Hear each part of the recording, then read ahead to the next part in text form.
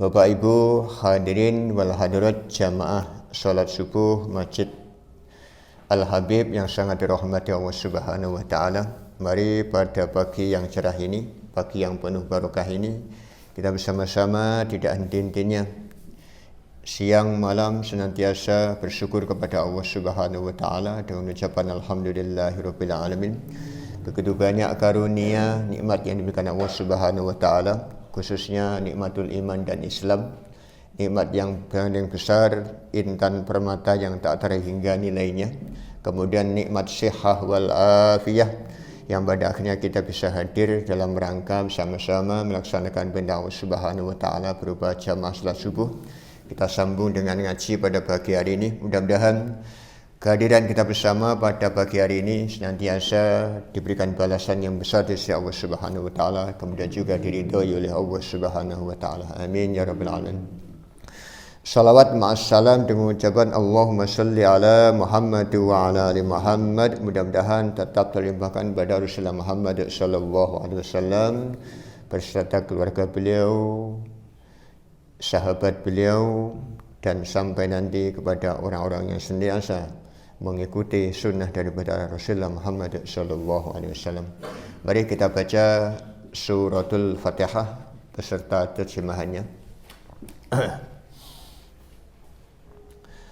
A'udzu billahi minasy syaithanir rajim.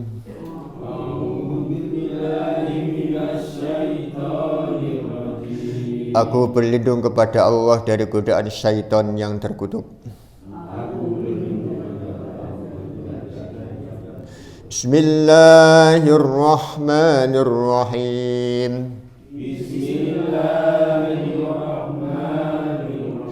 Dengan menyebut nama Allah yang Maha Pemurah lagi Maha Penyayang.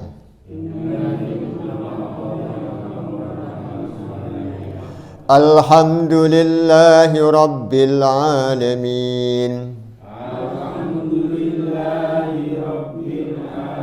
Segala puji bagi Allah Tuhan semesta alam. Ar-Rahmanir Rahim.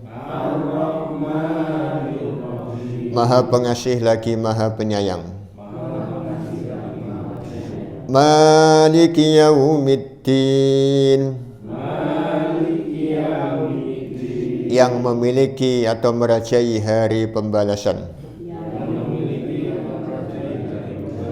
Iyyaka na'budu wa iyyaka nasta'in.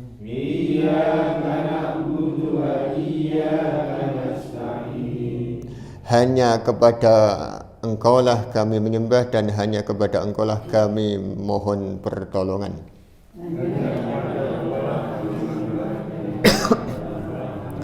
Ihdinas siratal mustaqim. Tunjukilah kami jalan yang lurus. Siratal ladzina an'amta alaihim.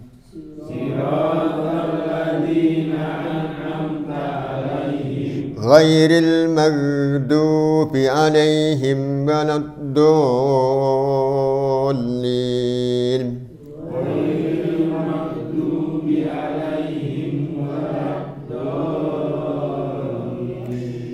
Yaitu jalan orang-orang yang telah Engkau anugerahkan nikmat kepada mereka, bukan jalan mereka yang dimurkai dan bukan pula jalan mereka yang sesat.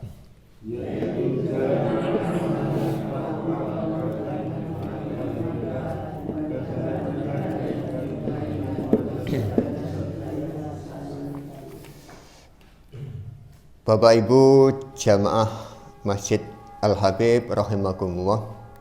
Mari kita lanjutkan membaca surat Al-Falaq, yaitu surat yang ke-113. Kemarin sudah kita selesaikan suratul An-Nas, surat An-Nas ya, di mana kita oleh Allah Subhanahu wa taala sangat-sangat dianjurkan untuk berlindung kepada Allah Subhanahu wa taala dari berbagai godaan yang ada.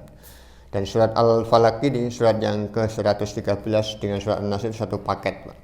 Jadi ayat-ayat perlindungan yang mana oleh Allah Subhanahu wa taala diturunkan kepada Rasulullah Muhammad sallallahu alaihi wasallam dan hari ini sampai kepada kita. Ini adalah ayat perlindungan. Kalau di dalam bahasa Arabnya itu surat 2 ini adalah al-muawwidataini. Jadi surat-surat perlindungan kedua surat itu. Jadi kalau yang pertama surat Al-Falaq itu al-muawwidatail ula. Kemudian yang kedua ini adalah Al-Widatasani. Jadi kedua surat ini merupakan surat-surat perlindungan di mana kita nanti dianjurkan dan sangat-sangat dianjurkan oleh Allah Subhanahu wa taala untuk senantiasa mohon perlindungan kepada Allah Subhanahu wa taala. Asbabun nuzulnya sudah jelas ya, kemarin saya sampaikan. Memang surat An-Nas dan Al-Falaq ini wakilah dijelaskan itu turun di Madaniyah, tapi itu adalah sangat tidak kuat hadisnya. Tapi kalau di dalam tafsir Al-Jalalain memang itu surat turun di Madinah, Pak. Tapi di sisi lain ulama termasuk Ibnu Katsir itu menjelaskan surat ini turun di Mekah pada waktu Rasulullah Muhammad sallallahu alaihi wasallam itu belum hijrah ke Madinah. Bapak Ibu yang saya hormati, mari saya bacakan ayat yang pertama. A'udzubillahi minasyaitonirrajim. Bismillahirrahmanirrahim. Aku berlindung kepada Allah dari godaan syaitan yang terkutuk dengan menyebut asma Allah yang Maha Pengasih lagi Maha Penyayang. Qul a'udzu birabbil falaq. Katakanlah Muhammad, aku berlindung kepada Tuhan yang menguasai waktu subuh. Ayat yang pertama ini Allah Subhanahu wa taala menginformasikan kepada kita bahwasanya kita disuruh oleh Allah Subhanahu wa taala untuk berlindung kepada Allah Subhanahu wa taala pada waktu subuh.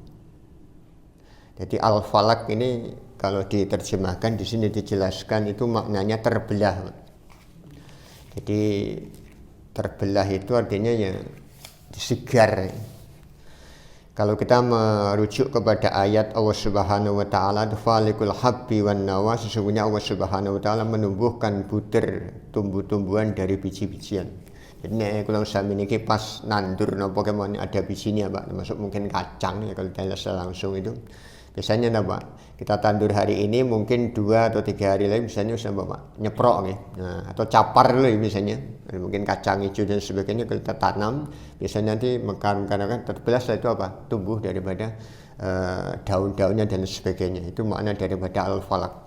Tapi di sini jelaskan secara langsung itu adalah makna waktu subuh. Karena Al-Falaq itu sendiri membelah artinya apa? Membelah antara malam dan siang. Jadi subuh kita ini kan banyak besar ini Mbak sudah mulai nih nampak saking wetan itu dari ufuk timur mulai daripada kelihatan kemerah-merahan matahari itu sebentar lagi akan terbit. Bicara soal subuh Pak, ini sedikit saya sampaikan. Waktu subuh itu adalah waktu yang sangat-sangat mulia Pak.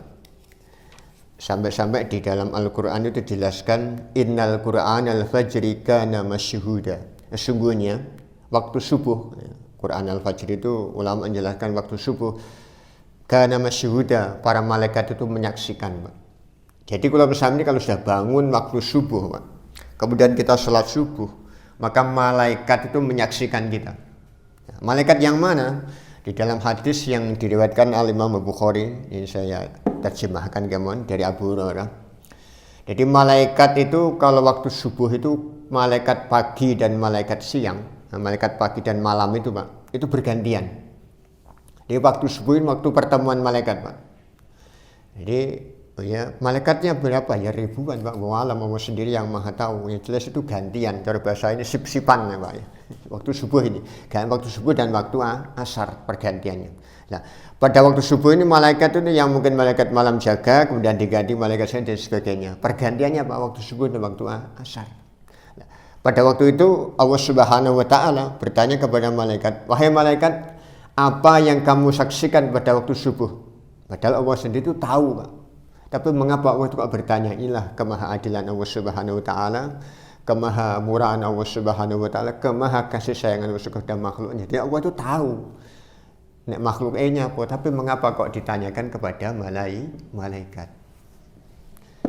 Apalagi kita, Pak. Kalau misalnya ini kalau sebagai makhluk sosial, makhluk Allah Subhanahu wa taala, kalau kita tidak tahu ya tanya aja, Pak. Jangan diatasi dewi, maka malah ribet ya, Pak ya. Segala sesuatu tanya kepada ahlinya saja, apa saja. Wong kita punya takoknya di Google terus keliru, Pak. Perjalanan pakai Google terus dibelusuk nih buku kuburan nih soalnya mungkin, gitu. Google kadang-kadang juga ngapusi juga itu kalau kita tidak lurus. Ya kadang-kadang tanya itu, tapi jelas ya tanya kepada siapa saja yang memang ahlinya, apalagi urusan agama dan lain sebagainya. Nah, waktu subuh ini memang gitu. Kemudian malaikat itu menjawab, ya Allah, kami menyaksikan hamba-hambamu pada waktu subuh, waktu kami tinggalkan dalam keadaan ibadah, dan waktu kami datang juga waktu ibadah. Allahu Akbar. Ini Pak. Jadi kulang sami disaksikan oleh para malaikat pada waktu malaikat itu datang menyaksikan kita posisi ibadah, pada waktu malaikat meninggalkan kita posisi dalam keadaan ibadah. Bahagia kita. Ya enak Pak, saya ngerti ini mungker ya enak. Enak saya ngerti ini ngopi tok gitu. Main macam-macam, hijau kerukan yang perapatan dan sebagainya macam-macam. Maka berbahagialah hari ini kita diberi hidayah. Tidak cukup itu, diberi taufik oleh Allah Subhanahu wa taala. Kemudian apa? Bisa sholat subuh apalagi dengan berjamaah, Pak. Subuh itu berat, Pak, berat dan sangat berat. Dan ini adalah mentalitas munafik pada waktu subuh itu kelihatan, Pak. Bukan berarti awak dia nanti wagane subuh munafik tidak gitu, jangan kita. Pokoknya hadis Nabi menjelaskan. Jadi sholat yang paling berat bagi orang-orang munafik itu adalah sholat isya dan sholat subuh, atau sholat subuh dan sholat isya. Berat itu. Karena apa? Waktu dingin, apalagi wadem ngeten iki sudah. Nggih, adem tenan Pak ngeten wis bediding gitu Pak nggih. Apalagi wis sume kembang turi wis mulai metu ngeten biasanya kan udah bulan Juli dan sebagainya mulai dingin Pak itu. Wis adem niku tengerane niku jere wong Jawa niku. Kembang turi akeh gitu. Kula den cilian kula ten Kertosono niku etan kula kan kali Brantas Pak. Pinggire niku ditanduri kembang turi golek ngeten adem tenan bedidik Pak. Nah, kalau kita mau datang maka pahalanya bisa di sisi Allah Subhanahu wa taala. Andai kata seseorang itu tahu nilai pahala subuh itu Pak. Tahu mereka itu. La atau huma walau habwan, mereka itu akan datang walau dengan merangkak, Pak. Nyusul kalau Pak Heru mungkin begini kok roh ganjaran budal, berangkang di budal, Pak. Nyusul lagi, orang cedek kan itu Pak. Andai kata mungkin lorong, wis ngoyo Pak. Datang, andai kata tahu. Karena berhubung kita ganjaran besok neng akhirat, kita kan kadang disamarkan oleh Allah Subhanahu wa taala, tinggal kita keimanan kita nanti bagaimana, Pak. Tinggal kita nanti. Makanya sekali lagi monggo, hari ini kita itu disaksikan malaikat. Makanya subuh nyuwun sewu Pak, buat usah kesusu. Adzan awal monggo. Makanya subuh itu kan ada perbedaan Pak, ini saya sampaikan sedang ya. Di subuh itu ada perbedaan di dalam waktunya Pak. Saya sudah hampir 3 tahun kalau enggak 4 tahun Pak. Kalau di dalam keputusan Kemenak atau di Kementerian Agama, subuh itu seperti biasa Pak. Masuk sekarang ini subuhnya jam 4 lebih 21 atau 20 Pak ya. Gitu. Tapi ada ulama di sini keputusan dari Indonesia, saya sampaikan juga keputusan daripada PP Muhammadiyah itu waktu subuh diundur 8 menit. Jadi misalnya pun subuh hari ini jam 4.21, maka dia nanti subuhan baru jam 4 lebih 29. Alhamdulillah Masjid Al-Habib ini subuhnya insya Allah sudah masuk Pak. Adanya awal, tapi nanti kalau subuhan ini sudah pas. Masuk asa'adah juga demikian. Ya kulo secara pribadi, saya sendiri Pak, meyakini saya undur 8 menit Pak. Secara pribadi nih, nek banyak nyumanggaken derek budi monggo kesel. Makanya saya sholat di mana saja mesti tanya. Kemarin saya di Blitar tanya, subuhnya iqamah jam berapa? Oh, iqamah jam 4:30 punjul 10, oh aman berarti. Dan ini menurut pribadi saya, Pak. Makanya saya kan sholat qobliyah itu biasanya subuhan, saya undur 8 menit, baru nanti sholat subuh. Dan seterusnya, kalau panjenengan derek kemudian nyumanggaken tinggal pilih hari ini kan enak, Pak. Jadi kita itu sebagai umat Islam itu enak. Semakin banyak perbedaan yang ada, justru itu akan menambah khazanah ilmu pengetahuan kita. Nek gak podo jadi napa nggih dirasani mboten usah Pak. Itu justru apa? Semakin luasnya agama Islam, bukan sempit. Enek sing kuno, enek sing ora, enek sing bar wiritan langsung napa salat misalnya langsung menenge dan sebagainya, yang doa memang enggak akan. Itulah apa? Luasnya agama Islam. Sejak dulu pada zaman Nabi itu sudah ada perbedaan Pak. Sudah ada itu. Dan itu merupakan apa? Keluasan daripada apa yang disampaikan oleh Rasulullah Muhammad Sallallahu Alaihi Wasallam. Pengertian Kanjeng Nabi itu kalau menyampaikan apa-apa kepada sahabatnya, ya banyak berbeda, Pak. Satu ini. Contoh nih kalau paling ini satu aja. Doa iftitah, Pak. Doa iftitah itu macam-macam, Pak. Ada yang sing panjang umum biasa dilakukan apa? Kabirau walhamdulillahi katsira. Satu riwayat itu. Ada lagi Allahumma ba'id baini baina khotoyaya kama ba'adta bainal masyriqi wal maghrib. Itu ada yang lagi kabira walhamdulillahi katsira wa subhanallahi bukratan wa asila. Cukup itu. Lah kula niki secara pribadi Pak, saya pakai semuanya. Kadang-kadang pakai ini, kadang-kadang pakai ini, kadang pakai ini. Makanya sholat sunnah kemawon saya pakai mestinya baca doa iftitah Pak. Pendek sendiri. Kabira walhamdulillahi katsira wa subhanallahi bukratan wa asila. Cukup dari situ. Ya sholat sunnah kan apa? Untuk mengimbangi. Biar apa? Kesunahan ikut sunnah daripada Rasulullah Muhammad SAW tetap kita lakukan. Monggo nyan pilih piye Mbak, mana yang hafal. Lah nek gak apal kabeh piye Pak, gak diwaca mboten napa-napa, tapi kan kita tidak mendapatkan apa nilai pahala sunnah daripada Nabi Muhammad sallallahu alaihi wasallam. Jadi subuh itu monggo. Jadi malaikat menyaksikan kita dan apa? Pesaksian itu tidak cukup tak, malaikat juga akan mendoakan kita. Nah, coba bayangkan. Makanya berazan niku kita sholat sunnah tahiyatul masjid, kemudian qobliyah, banyak-banyak kita berdoa, Pak. Jangan sampai tidak berdoa. Sampai nanti sampai iqamah, Pak. Berdoa nopo kemauan nyemagakan, minta apa saja. Berdoa kepada kan apa? Antara azan dan iqamah itu adalah waktu yang mustajabah, apalagi waktu subuh, waktu yang disaksikan oleh para malaikat. Monggo iman-iman iki, Bu. Jadi bar salat ngaten niku panjenengan madhep ngilen berdoa yang banyak-banyak. Wis nopo kemauan nyemagakan. Apalagi saat-saat ini pandemi, Pak nggih. Corona ini mudah ngamuk nih nggih. Dan budi-budi kasusnya mudah nggih, bahkan napa Pak? PP napa?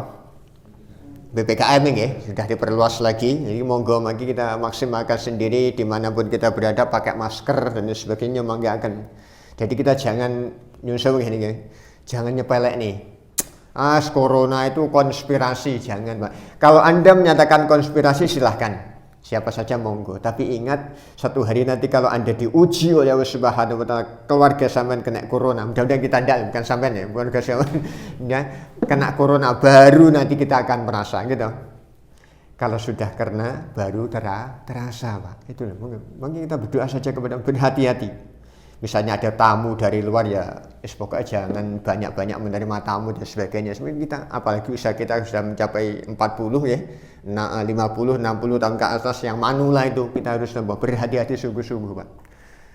Ya kita makan makanan yang nyusul gini, maksudnya sing bergizi lah dalam artian untuk menjaga imunitas kita. Dan yang tidak kalah pentingnya, mari imunitas kita ganti dengan apa? Banyak-banyak pula kita membaca Al-Quran. Ternyata ada Pak, terapi oksigen dengan menggunakan Al-Quran dan sholat. Jadi kita tuh semakin banyak Al-Quran, oksigen yang masuk ke dalam tubuh kita semakin banyak. Ini ternyata itu Pak, monggo. Wis pokoknya saisane membaca apa saja monggo. Yang bisa Yasin monggo, bisa Yasin, yang lain monggo. Kalau kita setiap hari bisa membaca 1 juz itu baik. Kalau tidak bisa ya separuh, kalau tidak bisa lagi 1 halaman dan seterusnya. Isone moco Anas Al-Falaq itu dibaca setiap hari Pak. Jangan sampai kita tuh lupa membaca Al-Quran. Kemudian apa? Dengan kita juga sholat sunnah mari kita kerjakan Pak. Ba'diyah, qobliyah, duha, kemudian tahajud di tengah malam walaupun hanya 2 rakaat 1 witir. Ini enggak akan. Jadi tahajud kalau kita mungkin bisa bangun jam 2:30, apik Pak, sepertiga akhir malam. Gak iso mangke tangi jam 4 boleh Pak itu tahajud, boleh 2 rakaat 1 witir. Jangan sampai dilupakan Pak. Yang penting apa? Setiap hari kita Pak istiqomahnya dulu Pak. Oh kula niki nek gak tangi jam 1:30 mesti gak, mboten, jangan memastikan Pak. Kalau kita memastikan suatu hari kalau kita diuji, yang penting bagaimana setiap hari kita bisa bangun, entah itu jam 2:30, jam 3, 3:30, kita sholat tahajud 2 rakaat, kemudian 1 witir, atau lebih banyak lagi nyemagakan. Karena apa? Itu termasuk juga imunitas kita. Agar apa? Ketahanan tubuh kita dijaga oleh Allah Subhanahu wa Ta'ala. Di samping itu juga pergerakan yang lainnya, mencuci tangan, kemudian memakai masker, jaga jarak dan sebagainya. Itu adalah sebagai ikhtiar kita kepada Allah Subhanahu wa Ta'ala. Pokoknya sebenarnya jangan nyepelek nih lah. Kau nek nyepelek nih itu jadi kalau sudah diuji keluarganya kena baru terasa nggih Pak nggih. Jatuhnya nyopo. Monggo lah, jangan monggo lah, duduk kamu kemelinti gitu. Sing gak kemelinti juga gitu. Ya. Makanya sekali lagi mari kita sama-sama. Yang penting kita kalau mungkin di antara kita tidak yakin itu monggo, tapi yang jelas Anda juga harus beramal soleh dengan yang lain. Dengan kita pakai masker kan melindungi kita juga orang lain, Pak. Itulah maknanya. Dakwah daripada kita, ajakan kepada kita bersama. Tujuannya itu tadi. Kalau kita nggak percaya silahkan, tapi yang jelas orang lain banyak yang percaya. Itu artinya apa? Kita harus juga saling menghargai dengan pakai masker, jaga jarak dan sebagainya dalam rangka menjaga daripada amal kita supaya kalau misalnya memiliki untuk mendapatkan apa penyakit itu tadi tidak nyampe kepada kita. Jadi ini awal usaha pakai masker, kemudian utamanya kita berdoa, baca Quran, kemudian sudah sholat dan sebagainya kok tetap diberi. Itu adalah taqdirullah, takdir dari Allah Subhanahu wa Ta'ala. Kita wajib berdoa. Jadi ini kalau misalnya kok misalnya begini, meninggal dunia insya Allah dengan adanya wabah ini kita menjadi syahid. Allahumma amin. Itu tadi Pak. Ini upaya. Upaya tenanan kalau itu maka qadar dari Allah Subhanahu wa Ta'ala. Kembali kepada subuh sekali lagi, mari dengan kita memaksimalkan sholat subuh ini Pak, monggo wis pokoke piye awake kudu ngoyo nek subuhan iki, wis pokoke ngoyo tenan. Makanya Pak Umar kan jam 4 sudah dibunyikan targem. Jadi sing apik Pak Umar ya. Awal itu kita bacakan Al-Quran dulu, jadi surat-surat pendek kita bacakan, kemudian nanti kalau sudah mendekati mungkin kurang berapa 2 atau 5 atau 3 menit baru nanti dibacakan targem Pak. Singkapi Al-Quran dulu supaya nanti orang-orang ini mendengarkannya dari kejauhan. Mungkin Pak Heru atau mungkin Bu Umi yang cedek ngeten iki nyemak melok-melok ngapal nih kan dapat pahala juga Pak. Jadi awal ngeten niku kan kita baca surat-surat pendek itu kemudian mendengarkan, setelah didengarkan kita juga menirukan sambil menghafalkan. Itu kan tambahan ilmu Pak. Sing nyetel ya oleh gitu Pak nggih. Sing ngrungokne mangke ya oleh. Kan Qur'annya jelas. Wa idza quri'al Qur'an fastami'u lahu wa ansitu la'allakum turhamun. Apabila Quran itu dibacakan maka diamlah kamu, dengarkan. Agar apa? Kalau misalnya ini mendapatkan rahmah dari Allah Subhanahu wa Ta'ala. Rungok nih, kita diam dan mendengarkan. Kemudian apa? Sampai kalau kita bisa menirukan, walah itu pahalanya besar lagi. Dibuka Quran nih, bisa dibuka terjemahannya tahu. Wah, itu tambah lagi Pak. Semakin kita nanti banyak maka nanti kalau sudah itu baru nanti mungkin 5 atau sampai 3 menit baru subuh baru kita bacakan targem itu apa? Hafalan kita Pak biar terjaga, hafalan kita biar terus, tujuannya sambil mendengarkan. Semakin banyak kita setiap hari mendengarkan akan apa? Semakin banyak tambahan-tambahan ilmu akan diberikan oleh Allah Subhanahu wa Ta'ala. Jadi waktu subuh mari kita maksimalkan bersama-sama. Mari kita gunakan dengan sama-sama nilai besar pahala persaksian daripada malaikat waktu subuh, mari kita gunakan dengan sebaik-baiknya. Bahkan di hadis lain juga dijelaskan, barang siapa yang sholat isya berjamaah, maka dia seakan-akan sholat separuh malam Pak. Nah, coba nggih, panjenengan wau dalu sholat isya jamaah mriki atau mungkin di mana saja, yang penting di masjid atau musola, maka seakan-akan sholat separuh malam. Dan barang siapa sholat subuh dengan berjamaah, maka seakan-akan semalam suntuk kita sholat sunnah. Sapa sing kuat angkat tangan, enggak boleh angkat kaki mawon. Gene Pak, enggak ada kecuali Rasulullah Pak. Ya, enggak ada itu kan. Awake kadang-kadang 2 rakaat ngono misalnya sarah-sarasan gitu mungkin hawane adem ngoten niku. Malam suntuk Pak. Jadi kalau kita sholat subuh hari ini Pak, tadi malam kita sudah dicatat, hari ini dicatat oleh Allah Subhanahu wa Ta'ala dengan apa? Seakan-akan semalam suntuk kita itu sholat sunnah. Daripada ini kuabot ya kita mengajarkan sholat subuh, belum lagi dengan kita mengadakan ngaji ngeten iki insya Allah akan lebih besar lagi pahala di sisi Allah Subhanahu wa taala. Mudah-mudahan apa yang sampaikan secara singkat pada pagi hari ini, terutama soal waktu subuh al-falak ini betul-betul menjadi perhatian kita bersama, Pak. Wis pokoke awake kudu ngoyo, Pak. Bagaimana subuh itu jangan sampai ketinggalan.